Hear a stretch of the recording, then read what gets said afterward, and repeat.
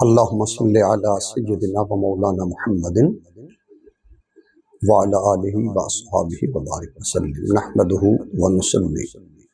ونسلم على سيدنا ومولانا محمد رسوله النبي الأمي الأمين المقيم الحنين الكريم الرؤوف الرحيم وعلى آله الطيبين الطاهرين وصحبه الكرام المتقين أما بعد بسم اللہ الرحمن الرحیم۔ اللہ رب العزت کا شکر ہے جس نے ہمیں اسلام کی عظیم دولت سے شرفیاب کیا اور حضور سرور کونین صلی اللہ علیہ وآلہ وسلم کی غلامی سے، محبت سے، تعظیم سے، اسوہ حسنہ اور سنت طیبہ سے مشرف فرمائے۔ آج کی نشست میں ہمارا موضوع ہوگا حضرت حر اور خطبہ امام حسین۔ سید الشہداء، راکب دوش پیغمبر، سبت پیغمبر، شہزادہ جنت امام حسین رضی اللہ تعالیٰ عنہ علیہ السلام، آپ نے یوں تو زندگی میں کئی خطبے ارشاد فرمائے اور سفر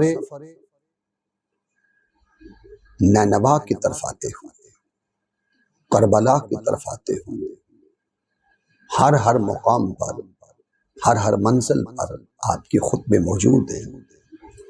اگر آج کی نشست میں ہم 10 محرم الحرام 61 ہجری کو آپ نے عظیم الشان، بے مثال جو خطبہ ارشاد فرمایا،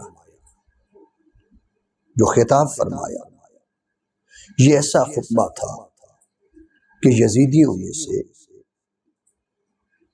حضرت حر وہ خوش نصیب تھے جنہوں نے اس خطبہ کو سنا اور سننے کی دیر تھی۔ حضرت حر کا اندر کا مردہ انسان زندہ ہو گیا۔ حضرت حر کی آنکھوں سے غفلت کے پردے ہٹ گئے۔ حضرت حر پر حق روشن ہو گیا اور ان پر ایک کپکپی طاری ہو گئی۔ اس ایک خطبے نے حضرت حر کو جنت کے قریب کر دیا اور دوزخ سے دور کر دیا،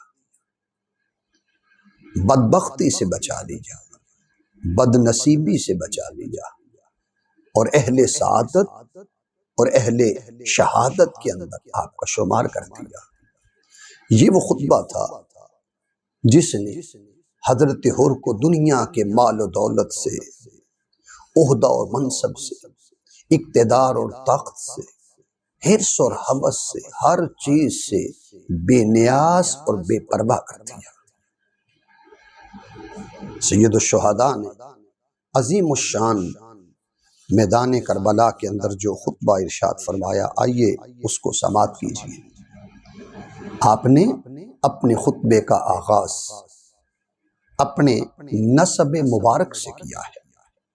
ارشاد فرمایا، بسم اللہ الرحمن الرحیم، فَأَنْسِبُونِي فَانْظُرُوا مَنْ أَنَا۔ فرمایا یزیدیو، غور کرو میرے نسب پر کہ میں کون ہوں، میرے اس نسب پر غور کیجئے۔ ثم راجعوا انفسکم، پھر تم جو کر رہے ہو اپنے نفسوں پر غور کرو، اپنی ہستیوں پر سوچو، جو کر رہے ہو، جو کرنے لگے ہو، غور کیجئے۔ حل یصلح ویحل لکم قتلی وانتہاک حرمتی، فرمایا کیا تمہارے لیے جائز ہے کہ تم میری بے حرمتی کرو اور تم مجھے قتل کرو؟ کیا تمہارے لیے یہ درست ہے؟ الست بنت نبیکم، کیا میں تمہارے نبی کا نواسا نہیں ہوں، سیدہ کائنات کا لخت جگر نہیں ہوں، اور سیدہ کائنات تخت جگر تھی محمد مصطفیٰ صلی اللہ تعالی علیہ وآلہ وسلم، وابن وصی، کیا ان کے وصی کا بیٹا نہیں ہوں، وابن عمہ، وَأَوْلَى الْمُؤْمِنِينَ بِاللَّهِ وَالْمُصَدَّقُ لِرَسُولِهِ صلی اللہ تعالی علیہ وآلہ وسلم، وہ ان کے چچا کے بیٹے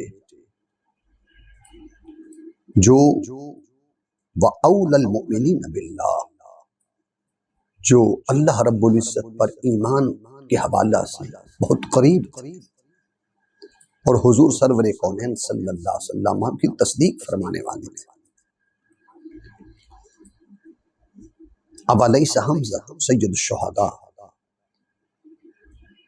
کیا حضرت حمزہ جو سید الشہداء کہلائے، اما ابی، کیا وہ میرے باپ کے چچا نہیں تھے؟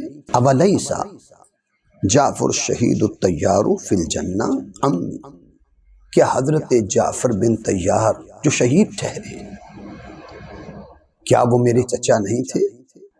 اولم یبلغکم قول المستفیض ان رسول اللہ صلی اللہ علیہ وسلم قال لی لأخی وانتما سید شباب اہل الجنہ، فرمایا کیا تم نے یہ حدیث، یہ قول نہیں سنا کہ ہمارے بارے میں تاجدار کائنات صلی اللہ علیہ وسلم نے فرمایا تھا کہ حسن اور حسین جنتی جوانوں کے سردار ہیں، وقرۃ عین اہل سنہ، اور اہل سنت کی آنکھوں کی ٹھنڈک ہے، وَإِن صَدَّقْتُمُونِي بِمَا أَقُولُ، جو میں کہہ رہا ہوں کیا سچ کہہ رہا ہوں؟ کیا تم اس بات کی تصدیق کرتے ہو، توثیق کرتے ہو جو میں کہہ رہا ہوں؟ واللہ ما تعمت کذبا مذ علمت ان اللہ یمقت علی، خدا کی قسم جس دن سے میں نے یہ سنا ہے کہ اللہ تعالیٰ جھوٹ بولنے والوں پر اپنا غضب اور قہر نازل کرتا ہے، اس دن کے بعد میں نے کبھی بھی جھوٹ بولنے کا ارادہ نہیں کیا۔ ان کذبتمونی فإن فیکم من ان سألتموہ عن ذالکم اخبر، اور اگر تم مجھے جھوٹا سمجھتے ہو معاذ اللہ، تو پھر تم ان سے پوچھ سکتے ہو، ان کی تصدیق کر سکتے ہو۔ سلو جابر بن عبداللہ، جابر بن عبداللہ سے پوچھئے، او ابا سعید، ابو سعید خدری سے پوچھئے، او سہل بن سعد، سہل بن سعد سے پوچھئے، او زید بن ارقم، حضرت زید بن ارقم سے پوچھئے، او انسا یخبرکم انہم سمعوہ من رسول اللہ صلی اللہ علیہ وسلم، ان سے پوچھئے یہ تمہیں خبر دیں گے حضور نبی اکرم صلی اللہ علیہ وآلہ وسلم سے انہوں نے کیا سنا۔ اما فی ھذا حاجز، کیا ان باتوں میں سے کوئی بھی ایسی بات نہیں، یحجرکم، جو تمہیں روکے، ان سفک دمی، میری خون ریزی سے، قتل سے، جو تمہیں روکے، کوئی بھی ان باتوں میں ایسی بات نہیں ہے جو تمہیں میرے قتل سے روک سکے۔ اس خطبے کو ابن اسیر نے الکامل میں، ابن جریر طبری میں، اور امام ابن کثیر نے البدایہ والنہایہ کے اندر ذکر کیا۔ یہ وہ خطبہ تھا جس میں سید الشہداء نے جھنجھوڑا اور حقیقت کو واضح کیا۔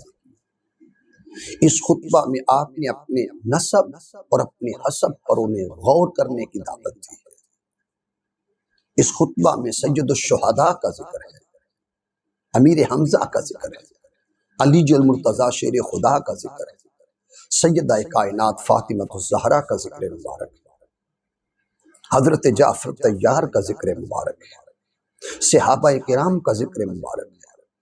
ان شہزادوں کا جنتی ہونا اور حتیٰ کہ جنت میں جنتیوں کا سردار ہونا، سرداران نوجوانان جنت ہونا، اس کا ذکر ملتا ہے۔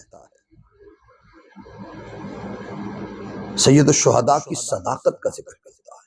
جس وقت آپ نے یہ خطاب فرمایا، یزیدیوں میں حضرت حر سامنے کھڑے تھے اور حضرت حر پر ایک کپ کپی طاری ہو گئی، ایک لرزہ طاری ہو گئی،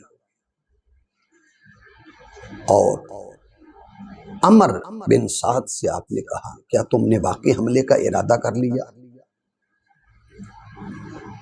اس نے کہا آج گردنیں کٹیں گی، ہاتھ کٹیں گے، میں نے ارادہ کر لیا۔ کہا ان باتوں میں کوئی بھی بات تم پر اثر نہیں کر سکی؟ تو عمر بن سعد نے کہا کہ مجھے ہمارے امیر کا حکم ہے۔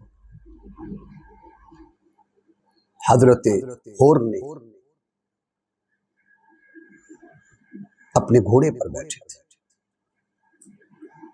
آپ فرماتے ہیں خدا کی قسم یہ خطبہ سننے کی دیر تھی، اس میں کشمکش میں مبتلا ہو گیا کہ میرے ایک طرف جنت ہے اور ایک طرف دوزخ ہے، میں کدھر جاؤں؟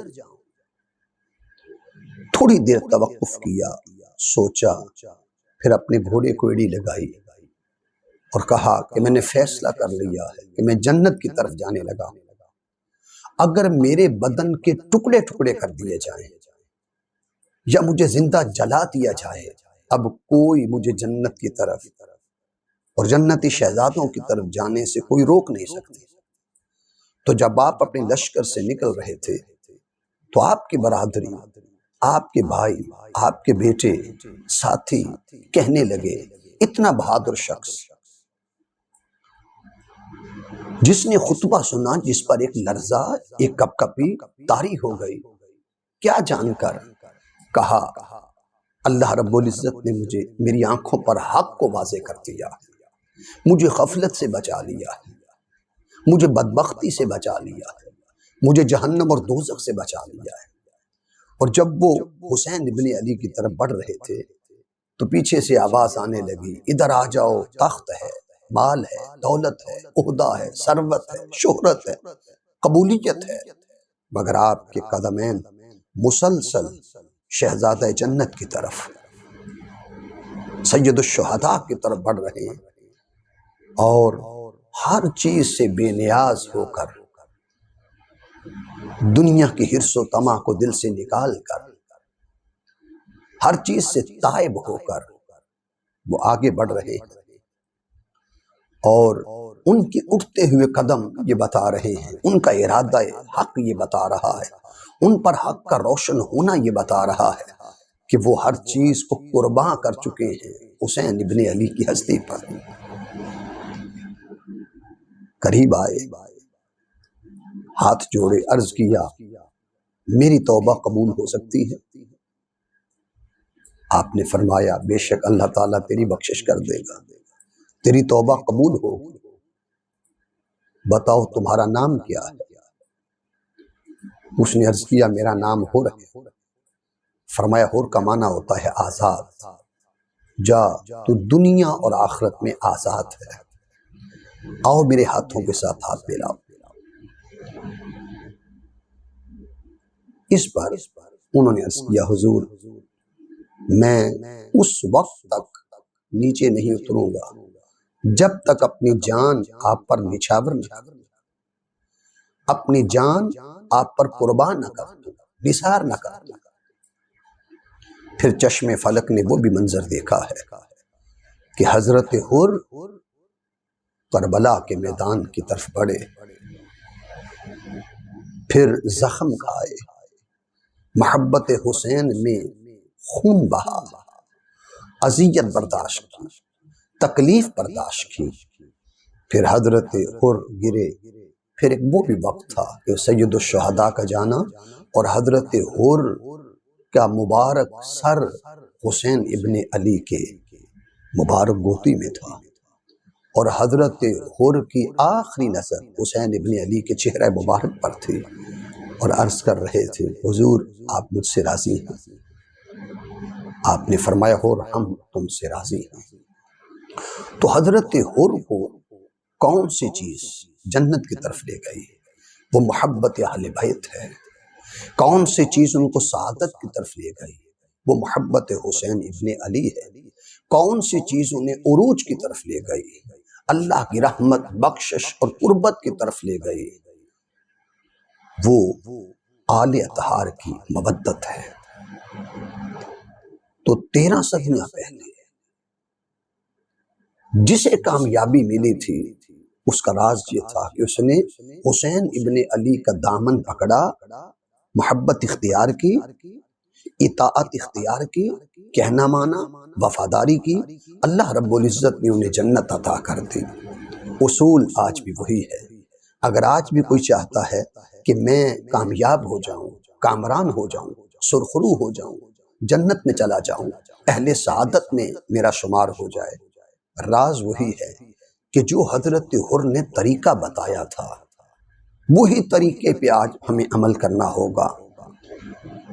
صدیوں پہلے جنہوں نے اپنے دامن کو رسول علیہ السلام کے شہزادے کے ساتھ لگا دیا اور سرور کونین صلی اللہ علیہ وسلم کے شہزادے کا دامن تھاما، مضبوطی سے تھاما اور سب کچھ نیچھاور کر دیا۔ اگر کوئی چاہتا ہے کہ ہم بھی اللہ اور اللہ کے رسول علیہ السلام کے مقرب ٹھہریں، راز یہی ہے کہ ہمیں بھی آج پھر سے اپنے دامن میں اہل بیت اطہار کا دامن لینا ہوگا، مضبوطی کے ساتھ اہل بیت سے اپنا تعلق جوڑنا ہوگا، انس کا تعلق، چاہت کا تعلق، محبت کا تعلق سادات اعظام سے، صالحین سے، اہل بیت اطہار سے ہمیں اپنا تعلق مستحکم اور مضبوط کرنا ہوگا۔ بے شک حضرت حر آئے تو تھے کسی اور ارادہ سے، گرفتار کرنے آئے تھے، مگر وہ خود محبت حسین میں گرفتار ہو گئے۔ آج حضرت حر کی روح جنت سے ہمیں پیغام دے رہی ہے کوئی جو آج پھر اس پرفتن دور میں حسین ابن علی کا دامن تھام لے، اپنے دل کی اندھیر نگری میں حسین ابن علی کی محبت کا چراغ جلا لے، اپنی آنکھوں سے غفلت کے پردے ہٹا دے اور حق اور صدق کی راہ پر چلے، اور حق و صداقت کی راہ پر چلتے ہوئے اسوہ شبیری کو اختیار کرے۔ ہزاروں سلام ہو حضرت حر پر اور ان کی روح پر کہ جنہوں نے موقع پر فیصلہ کیا کہ یہ دنیا تو چند روزہ ہے، مگر میں اس کا دامن پکڑ لوں جو جنتی جوانوں کا سردار ہے، اس کو راضی کر دوں۔ ان کو خبر تھی کہ حسین کی رضا میں مصطفیٰ علیہ السلام کی رضا ہے، اور مصطفیٰ علیہ السلام کی رضا میں اللہ رب العزت کی رضا ہے۔ یقیناً حضرت حر نے جب سے محبت حسین اپنے دل میں بسا لی، عشق حسین کو اپنا لیا، اتباع حسین کو اپنا لیا، اطاعت حسین کو اپنا لیا، تب سے اللہ کی رحمتیں، اللہ کی بخششیں اور اللہ رب العزت کی رعنائیاں، انوار و تجلیات ان کے مقدر ٹھہرے۔ رہتی دنیا تک حضرت حر کی روح آنے والوں کو پیغام دے رہی ہے، اٹھو، اللہ نے آج ہمیں بھی وقت دیا ہے، اللہ رب العزت نے آج بھی ہمیں مہلت دی ہے، اللہ رب العزت نے ہمیں آج زندگی دی ہے۔ اس زندگی کے ختم ہونے سے پہلے، اس زندگی کے ختم ہو جانے سے پہلے ہمیں چاہیے ہم صدق دل سے اہل بیت اطہار سے محبت کریں، اہل بیت اطہار سے وفا کریں، اہل بیت اطہار کو ان کی تقدیس کے ترانے الاپیں، ان کی سخاوت کے ترانے الاپیں، اور ان کی وفا کے ترانے الاپے اور ان کی طہارت کے ترانے الاپے، تاکہ دنیا میں ہم اس راہ پر ہوں جو حسینی راہ ہے، جو اسوہ شبیری کی راہ ہے۔ اور اسوہ شبیری در حقیقت اسوہ رسول صلی اللہ علیہ وآلہ وسلم سے ملاتا ہے۔ تقدیر اندھیروں میں ابس گھوم رہی تھی، تقدیر اندھیروں میں ابس گھوم رہی تھی، اور خاطی کی نظر نور سے محروم رہی تھی۔ شبیر کے دامن سے بندہ ربط پل بھر، خود بڑھ کے ارم پر کے قدم چوم رہی تھی۔ وما علیہ الا البلاغ۔